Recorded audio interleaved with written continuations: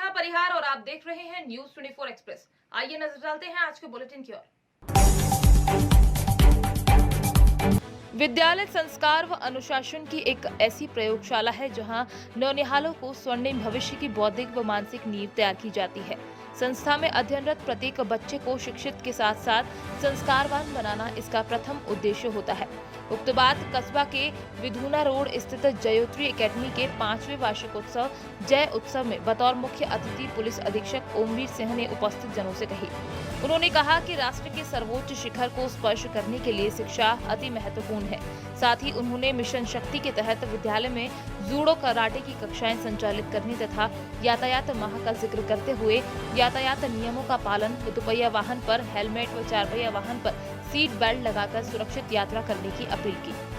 साहब, यहाँ के प्रिंसिपल साहब, ऑल टीचर्स, एसपी सर, बाकी समस्त स्टाफ, पत्रकार बंधुओं और बच्चों, निश्चित तौर पे मेरे लिए ये एक गौरव की बात है कि मुझे एक ऐसे स्कूल में आने का मौका मिला है जहां का रिजल्ट 100% रहता है।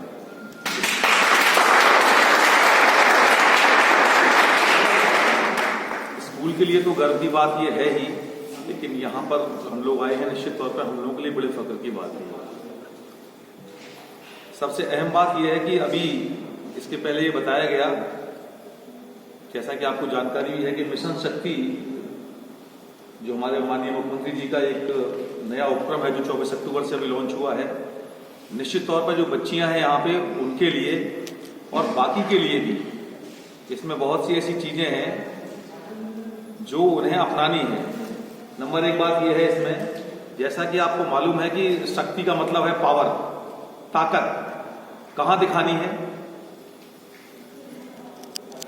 ताकत का मतलब ये नहीं कि आपने डंडा ले लिया और वो अपना ताकत का इस्तेमाल बाकी जगह आप दिखाते घूमे।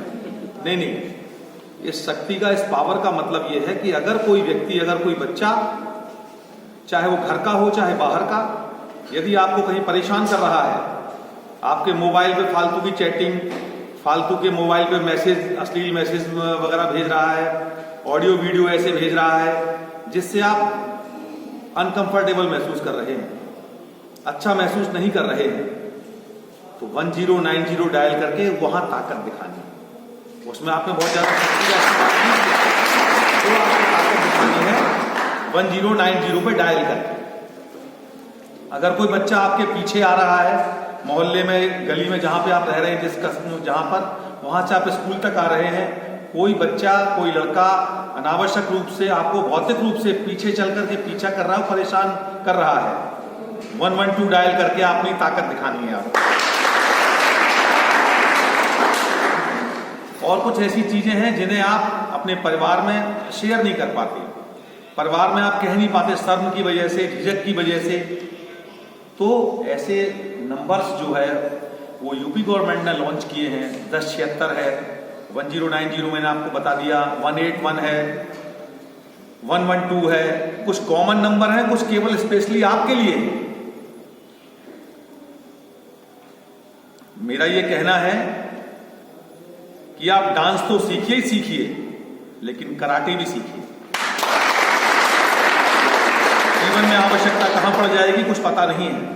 सरकार ने देखिए 1090 तो आपका नंबर हो गया आपको फोन से बात करने के लिए, लेकिन अभी थाने में भी एक ऐसी व्यवस्था की गई है महिला हेल्प डेस्क के नाम से।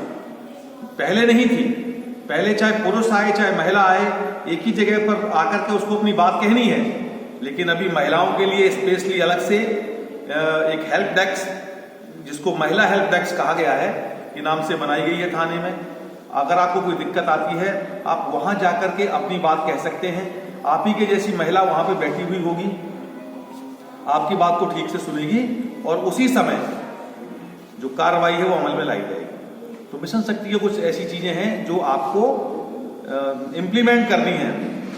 ताकत कहां दिखानी है ये आपका सोच विचार है, किस ताकत का कितना इस्तेमाल कहां पे करना है ये आपका सोच विचार है। और समस्या केवल बाहर ही हो ऐसी बात नहीं है, समस्या घर में भी आ सकती है। घर की समस्याएं भी कुछ ऐसी होंगी कि जिनको व्यक्ति शर्म और हया की वजह से और नहीं कह पाता। स्कूल में भी मैं स्कूल का जो मैनेजमेंट है उनसे भी अनुरोध करूंगा कि यहाँ पे भी कुछ ऐसे एक बॉक्स वगैरह ऐसा रखवाया जाए जिसमें अगर मान लो उसको झिझक हो रही है, अपने टीचर्स को बच्ची नहीं बता पा रही है, तो उसमें लिख करके पर्ची और अगर उसके अंदर डाल देंगे और उसको टाइम पे आप खुलवाएंगे अगर, तो आपको ये पता चल जाएगा कि कौन बच्ची आपसे क्या कहना चाहती है, जो कि झिझक की वजह से आपसे नहीं कह पा रही है। मैं ज़्यादा समय नहीं लूँगा, निश्चित तौर पर समय बहुत कम है और हमारे बीच में हमारे एसपीआई सर भी मौजूद हैं और बाकी भी वक्ता यहाँ पे हैं, उनको भी बहुत ज़्यादा समय की आवश्यकता है। तो धन्यवाद। सिद्धार्थनगर जनपद के मिश्रोलिया थाना क्षेत्र गांव नागचोरी में भैंस बांधने को लेकर गांव के ही दिग्विजय पांडे ने अपने साथियों के साथ सत्यवान पांडे के घर हमला किया, जिसमें पीड़ित परिवार के 4 लोगों को लहूलुहान किया। वहीं मामले की जानकारी होने पर मिश्रोलिया पुलिस भी मौके पर पहुंची और एम्बुलेंस के द्वारा घायलों को अस्पताल पहुंचाया। डॉक्टरों ने एक की हालत गंभीर देखते हुए जिला अस्पताल रेफर कर दिया। वहीं पीड़ित पक्ष का कहना है कि गाँव के ही दिग्विजय पांडे व उनके साथियों ने कट्टा व तलवार से हमारे परिवार पर हमला किया है और पूरे परिवार को बुरी तरह मारपीट कर घायल कर दिया और धमकी दी कि 3 दिन के भीतर तुम्हें जान से मार देंगे। वहीं क्षेत्राधिकारी इटावा ने बताया कि मामले की जानकारी हुई है, लेकिन अभी तक हमें तहरीर नहीं मिली है और इस बात की पुष्टि नहीं हुई है कि हमलावरों ने तलवार व कट्टे से हमला किया है और तहरीर मिलते ही जाँच कर कार्यवाही की जाएगी। ये थाना मिश्रौलिया क्षेत्र में गांव का नाम है नागचौरी। यहाँ प्रथम पक्ष के सत्यवान पांडे और द्वितीय पक्ष के दिग्विजय भैंस बांधने को लेकर के आपस में सुबह जो है 9 बजे मारपीट हुआ, जिसके संबंध में दोनों पक्ष को मेडिकल के लिए भेजा गया है। मौके पर पुलिस पहुंच गई है, शांति व्यवस्था है। अभी दोनों पक्ष में से किसी भी पक्ष की तरफ से कोई तहरीर नहीं मिली है, तहरीर मिलते ही कार्रवाई की जाएगी। सर, वो सबसे बड़ा एक मामला है, वहाँ तलवार और रिवॉल्वर लेकर के हमला किया गया, पर बलात्कार का आरोप लगा हुआ था। इसके संबंध में तलवार और जो असलहे के बारे में जानकारी दी जा रही है, उसके संबंध में इंस्पेक्टर से बात हुई है। अभी उसकी पुष्टि बताए हैं कि नहीं हो पाई है। अगर पुष्टि हो जाएगी उसमें भी निरोधात्मक कार्रवाई की जाएगी।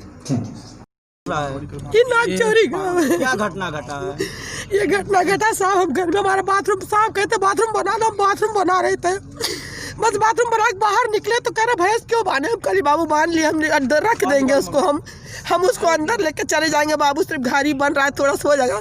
उतने में कुछ नहीं हुआ बाबू। शत्रुघ्न जौन है, जौन कंपाउंडर, ये लोग सब मिल के एक तमाचा मार के बाबू मत मारो, देखो हमारा अंगुली सब तोड़ दिया, ये देखिए अंगुली कुल कमर पे मारे हैं। और ये एक ऐसा परिवार नहीं है कि वो छोड़ा होगा, सारे परिवार मिल के पूरे जितने ठोके सारे और पूरे गांव के लोग तमाशा देख रहे थे, किसी ने बचाने के लिए नहीं आए। अब कितने लोग मारे हैं? कम से कम साहब, कम से कम नहीं कुछ तो 30, 40, 50 आदमी है, ये लोग सब जनी मिल के मारे हैं। हमारा 2 परिवार, हमारे गरीब परिवार, क्या कर सकते। कितने लोग चोटिल हुए हैं? उन लोग क्या कोई चोटिल नहीं हुआ साहब। हमारी बेटी मार गया, हमारा बेटा मार गया, हम मार गया, हमारा पति मार गया साहब। घर के अंदर घुस गए थे साहब, मारते मारते घर के अंदर घुस गए थे हमारे। देखिए हमारे मंगलसूत्र छीन कर रख दिए इन लोगों ने। क्या करें बताइए, हमारे पास कोई सहारा नहीं है। हमार कहे का मतलब है माननीय मुख्यमंत्री जी से और पूरे देश के अधिकारियों से, अपने मनोज सर से, हम कहाँ रहें? क्या हम हिंदुस्तान के वासी नहीं हैं?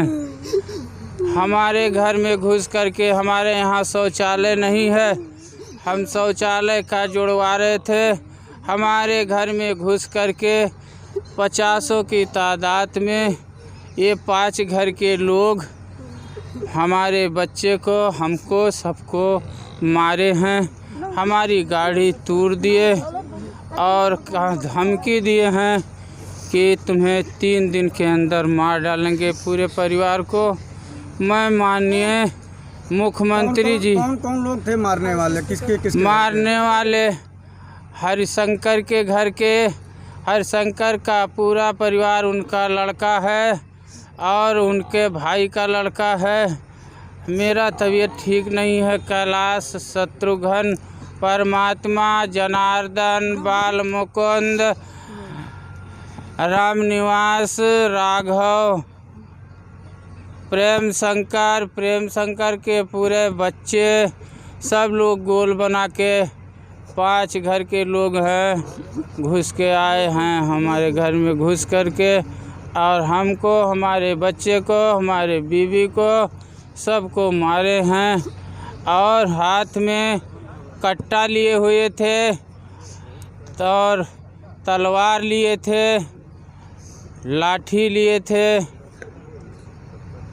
इस तरीके से हमारे घर में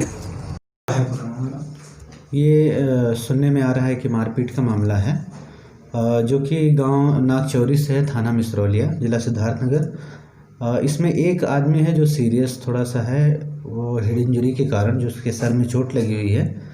हमारे स्टाफ ने अभी जिसका ट्रीटमेंट किया है, जिनका नाम है सत्यवान पांडे, 45 साल इनकी उम्र है। मोस्ट प्रॉबेबली इनको हम जो है रेफ़र करेंगे डिस्ट्रिक्ट हॉस्पिटल सिद्धार्थनगर के लिए।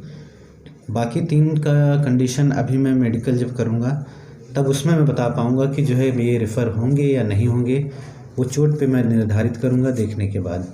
बाकी प्राइमरी ट्रीटमेंट जो है 4 पेशेंट्स का कर दिया गया है। इटावा में 100 भ्रष्ट पुलिसकर्मी एएसपी आकाश तोमर की रडार पे। जनपद में हाल ही में 5 अक्षम पुलिसकर्मियों को सेवानिवृत्त किया गया। 100 पुलिसकर्मियों की लिस्ट बनकर हो चुकी है तैयार और उनकी खुफिया विभाग द्वारा आम छवि के बारे में जानकारी ली जा रही है। भ्रष्ट पुलिसकर्मियों को सेवानिवृत्त किया जाएगा।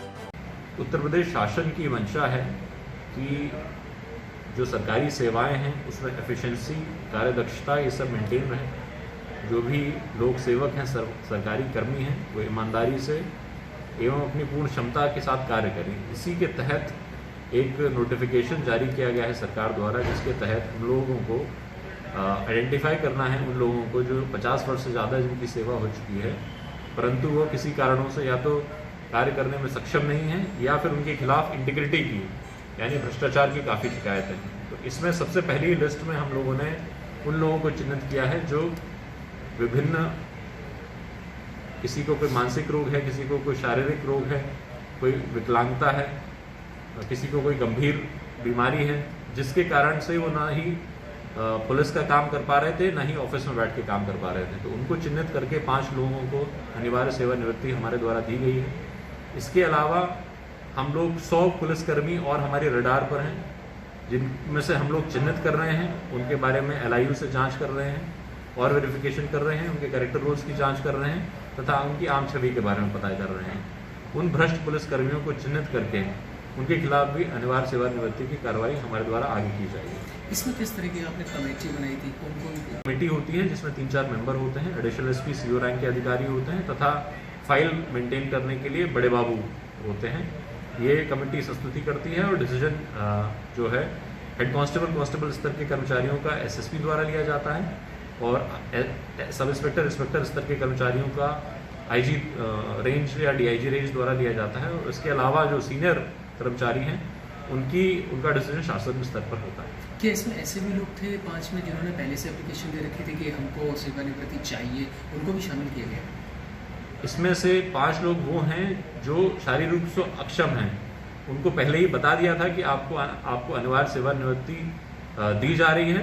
तो कुछ लोग इसमें तैयार हो गए, कुछ लोग विरोध कर रहे थे, परंतु एफिशिएंसी और दक्षता मेंटेन करने के लिए हमें जो कदम उठाना पड़ा उसमें से केवल उन्हीं लोगों को हमने चिन्हित किया है जो बिल्कुल भी कंट्रीब्यूट नहीं कर पा रहे थे। तो उनको जो नियम है 3 महीने की जो तनख्वाह उनको दी जाती है और बाकी जितनी उनकी नौकरी हो गई उसके हिसाब से पेंशन और सारे भत्ते तो मिलेंगे ही। यह अनिवार्य सेवानिवृत्ति है, टर्मिनेशन या बर्खास्तगी नहीं है।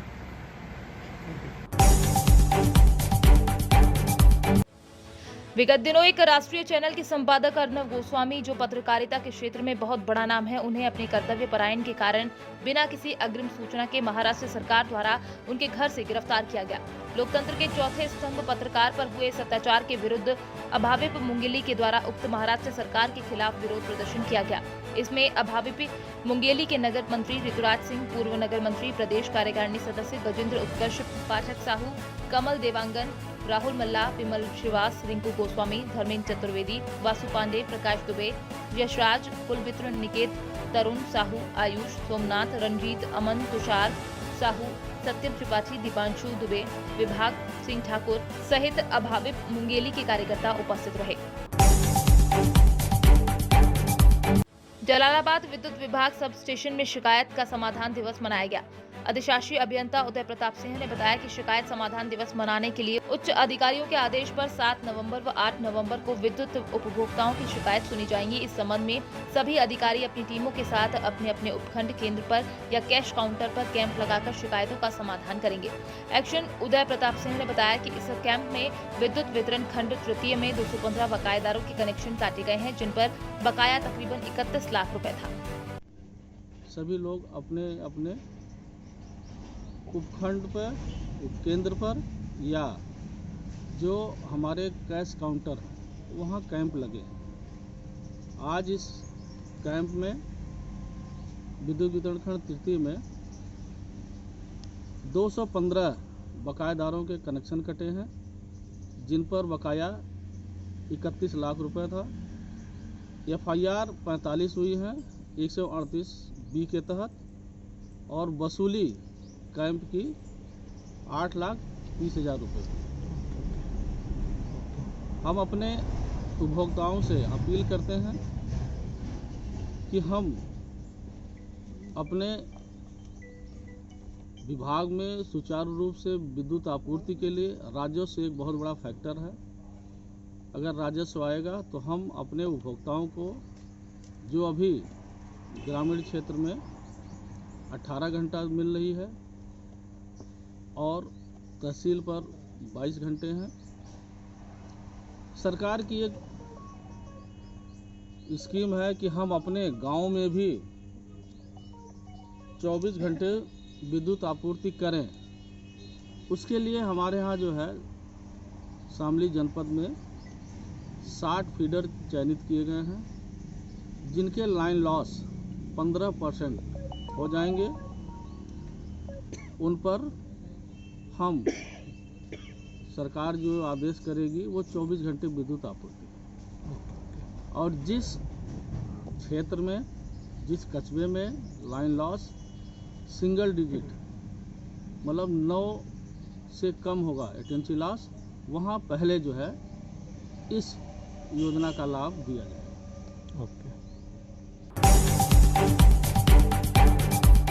दुमका में शनिवार दिन लगभग 12 बजे के समय दुमका शहर के मेन रोड बाजार में रेखा स्टेशनरी के सामने स्थित बक्सा दुकान को संचालित करने वाली महिला पुष्पा हिम्मत सिंह की सरेआम गोली मारकर हत्या कर दी गई।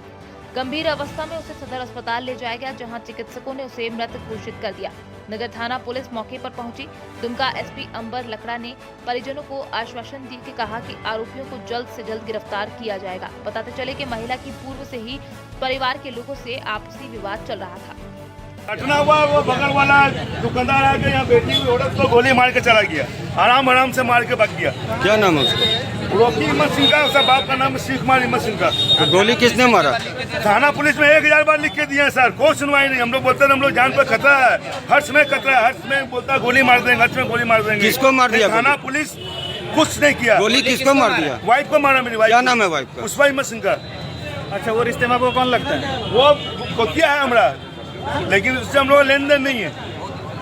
गोतिया है लेकिन लेन देन नहीं है लोग से, हम लोग का ये लोग से लेन देन नहीं है। क्या नाम है उसका मम्मी पापा का? पापा का नाम है शिव कुमार हिम्मत सिंह का। अच्छा। और लड़का का नाम है रोकी हिम्मत सिंह का। कितने बजे घटना, कितने बजे हुई? आधा घंटा पहले, आधा घंटा हो गया। 12 घंटा नहीं हुआ, 12:10 हाँ 12:10।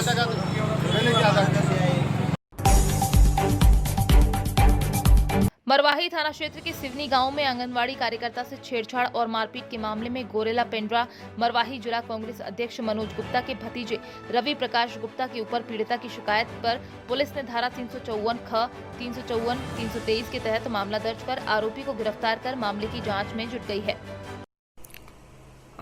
सर, सिवनी में एक मामला हुआ जिसमें रवि गुप्ता के ऊपर आरोप है कि उसने एक महिला आंगनबाड़ी कार्यकर्ता से बलात्कार की कोशिश की। क्या है सर पूरा मामला? पुलिस अभी किस स्तर पे जांच पहुंची है? किन किन धाराओं में कार्रवाई हुई है? दिनांक 5/11/2020 को प्रार्थिया ने ये टेलीफोनिक एक शिकायत की थी कि सिवनी गांव का रहने वाला रवि प्रकाश गुप्ता उसके साथ मारपीट और छेड़खानी की घटना को अंजाम दिया है। घटना की सूचना प्राप्त होते ही तत्काल थाना स्टाफ को रवाना किया गया। मैं भी घटनास्थल पर पहुंचा, महिला को सुरक्षित किया और आरोपी रवि प्रकाश गुप्ता की पता तलाश किया गया, जो कि अपने घर में ही पाया गया। पाने पे उसको थाने पे लाकर विधिवत जांच कार्रवाई करने के उपरांत उस पर FIR दर्ज किया गया है। धारा 323, 354, 306 का अपराध लगाने के बाद संबंधित को न्यायालय में पेश कर इस समय न्यायिक रिमांड प्राप्त किया गया। सर, महिला का आरोप है कि जो युवक वहां आया था वो आंगनबाड़ी के अंदर आया था और उस समय वो काम कर रही थी, और दूसरी महत्वपूर्ण बात यह है कि वो बलात्कार की नीयत से उसके ऊपर हमला किया था। देखिए, ये सब तो जांच का विषय है, पहली बात। दूसरी बात, FIR उन्हीं धाराओं पे, सुसंगत धाराओं पे किया गया है जो उसके कथन पे है, जो उसके आवेदन पे। और तीसरी बात, हम उसकी जानकारी को बहुत ज्यादा डिस्क्लोज नहीं करना चाहते, क्योंकि महिला की सुरक्षा का भी एक प्रश्न है। ठीक, थैंक यू सर। मुजफ्फरनगर जनपद की थाना चरथावल पुलिस की कुल्हेड़ी गांव के जंगल में गौकशों से मुठभेड़ हो गई। मुठभेड़ में पुलिस ने 2 गौ तस्करों को गिरफ्तार कर लिया है, जबकि उनका एक साथी पुलिस को चकमा देकर फरार हो गया। पुलिस ने मौके से गोमांस, तमंचा, कारतूस व गौकसी के उपकरण बरामद किए। दरअसल पूरा मामला मुजफ्फरनगर जनपद के थाना चरथावल क्षेत्र के कुल्हेड़ी गांव का है। चरथावल थाना प्रभारी धर्मेंद्र सिंह की सूचना मिली कि थाना क्षेत्र के गांव कुल्हेड़ी के जंगल में गौकशी हो रही है। सूचना पर थाना प्रभारी धर्मेंद्र सिंह के नेतृत्व में ASI मोहित कुमार ने पुलिस टीम के साथ मिलकर जंगल में छापेमारी की। पुलिस को अपनी ओर आता देख गौकशों ने पुलिस टीम पर फायरिंग कर दी। पुलिस ने अपना बचाव करते हुए घेराबंदी कर 2 आरोपियों को मौके से गिरफ्तार कर लिया है।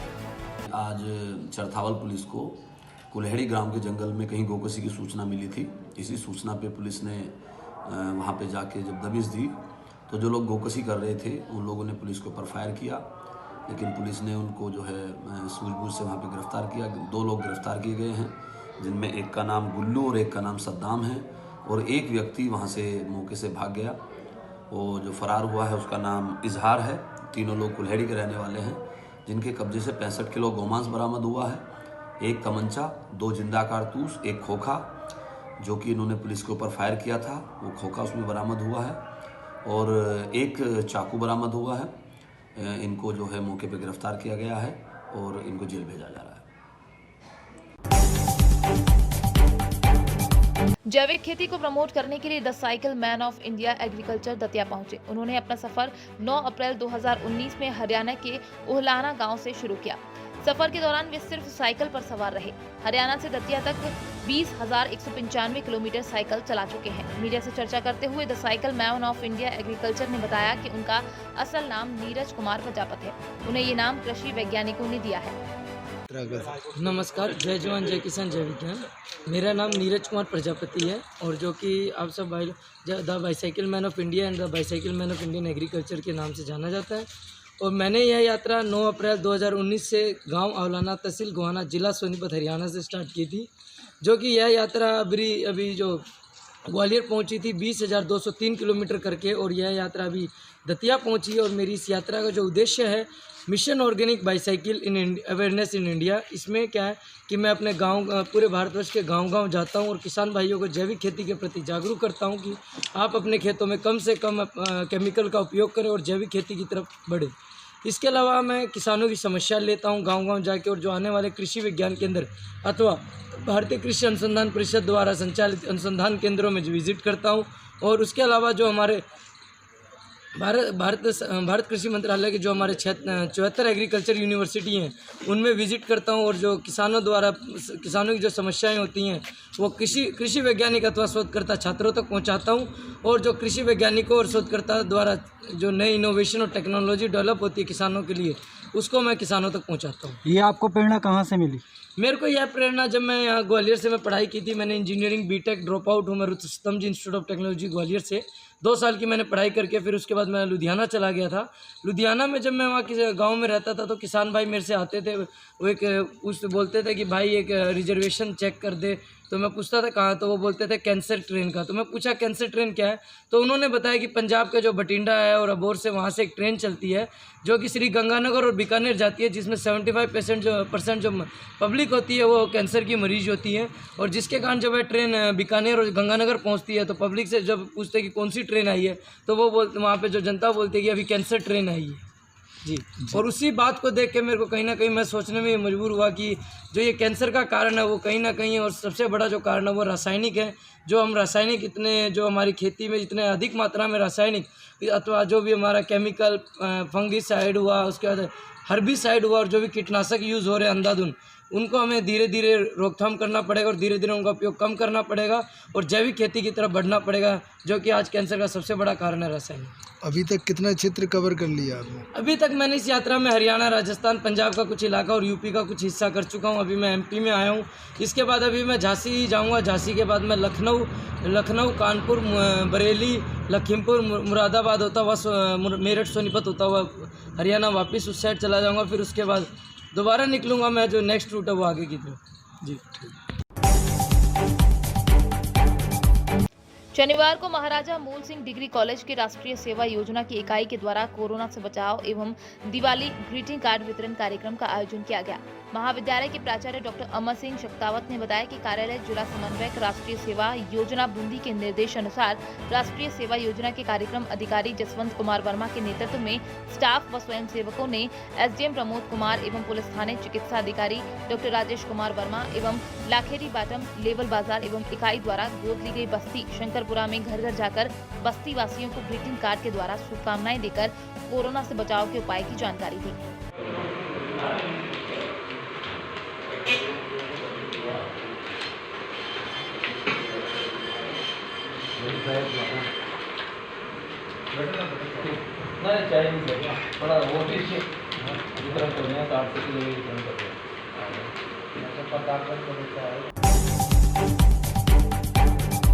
बिहार विधानसभा चुनाव का आखिरी चरण का आज मतदान पूरा होने को है और 10 नवंबर को चुनावी नतीजे भी आ जाएंगे। आज अंतिम चुनाव के चरण के बीच पूर्णिया के सरसी में राजद नेता बिट्टू सिंह के भाई बेनी सिंह की हत्या चुनाव के दिन होने पर पुलिस मुख्यालय ने मामले को काफी गंभीरता से लिया है। एडीजी मुख्यालय ने बताया कि वो खुद घटना स्थल पर कैंप लगा रहे हैं और एसपी को ही मामले के अनुसंधान का निर्देश दिया गया है। मामला दर्ज होने के बाद अनुसंधान में जिन लोगों की संलिप्तता होगी उस पर कानूनी तौर पर और विधि समेत कार्यवाही की जाएगी। अभी तक की जांच में इस हत्या का चुनाव से कोई लेना देना नहीं है। हालांकि घटना स्थल पर भारी संख्या में पुलिस को तैनात कर दिया गया है। पुलिस का कहना है कि वो जल्द ही मुख्य आरोपी को गिरफ्तार कर लेंगे। इन पर आरोप लिख करके देंगे, प्रक्रिया करवाई जा रही है। 4 अपराध कर्मी हम लोग ने बोला है, जिसके नाम सामने आ रहे हैं। हम लोग ने बोला है जो भी इसमें शामिल है कोई भी बचेगा नहीं और तो जो भी साक्ष्य सम्मत कार्रवाई है पूर्णिया पुलिस पूरी तरह से निष्पक्ष। राजनीतिक प्रतिद्वंदता की बात आ रही है। राजनीतिक प्रतिद्वंदता तो पुरानी राइवलरी की बात आ रही है। इनका जो कहना है कि राइवलरी चलेगी। परिजन स्थानीय विधायक की बात कर रहे हैं। हम लोग ने बोला है कि जिसका भी वो लोग नाम देंगे उस पर पूर्णिया पुलिस एकदम निष्पक्ष होकर कार्रवाई करेगी। जिस पर भी साक्ष्य आएगा हम लोग किसी को छोड़ेंगे नहीं और निश्चित रूप से कड़ी से कड़ी कार्रवाई करेंगे। सर कुछ बाइक बरामदगी की बात 4 बाइक यहाँ पे हम लोग को सड़क पे मिली है, जिसको पुलिस के द्वारा सीज किया गया है। हम लोग आर्म्स नहीं मिले हैं, पर वहाँ पे काफ़ी खाली खोखे और लाइव राउंड कुछ मिले हैं। कितने लोगों को नाम किस तरह के हथियार से हत्या की गई है? हथियार तो छोटे हथियार से 4 राउंड गोली मार हत्या की गई। सर कितने लोगों को नामजद किया? नामजद अभी किया जा रहा है। प्राथमिकी दर्ज की जा रही है परिजनों के द्वारा। अभी शव को जो है पोस्टमार्टम पे छापेमारी की प्रक्रिया शुरू हो गई। छापेमारी की प्रक्रिया भी की जा रही है। पूर्णिया जैसे कि आपको जानकारी है, सभी जो पूर्णिया का जिला अंतर्गत और राज्य बॉर्डर हैं सब अभी छोटी सील हैं, तो निश्चित रूप से हम लोग इसके बाद कंटिन्यूसली छापेमारी करेंगे। सर अपराधियों के किस तरह भागने की बात बताई जा रही है? Thank you sir. मरवाए दे बहुत हमरा कोई हम केकरा जीते हम बच्चा जले दे हम लोग कथी एक वोट के थोड़ी हैं और कुछ नहीं करले कोशिश करले हैं एते लोग हेबा देश वाला ओकरा आदमी एंटी बदमाश में हथियार लेके 50 आदमी दुनिया में दनेश में हथियार लेके रखले रे मार बच्चा घर से नहीं निकले। सोचल के इलेक्शन के प्रशासन दे पापा के भोज खाने के लिए एक दिन हम चचा मरले भोज खाने एक दिन नहीं इसलिए न्याय के हमरा अन्याय। आज के बुलेटिन में फिलहाल इतना ही। बने रहिए न्यूज़ 24 एक्सप्रेस के साथ। नमस्कार।